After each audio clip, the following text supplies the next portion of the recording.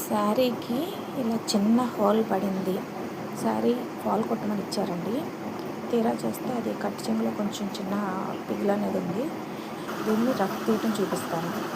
Sari fall కుట్టేసినాక లోపల పక్క అంటే ఫాల్ వైపు నుంచి ఆ క్లాత్ ఎక్కడైతే పిగిలిందో ఆ క్లాత్ని అటు ఇటు కొంచెం ఇలా హోల్డ్ చేసినట్టు పట్టుకోవాలి. ఇదిగోండి ఈ విధంగా ఇలా హోల్డ్ చేసినట్టు పట్టుకున్నాక దాన్ని ఇలా కొంచెం హోల్డింగ్ అయినట్టు మడతేసుకొని పాదాన్ని ఇలా ముందుకు 4-5 సార్లు అంటే రఫ్ అయిపోతుంది.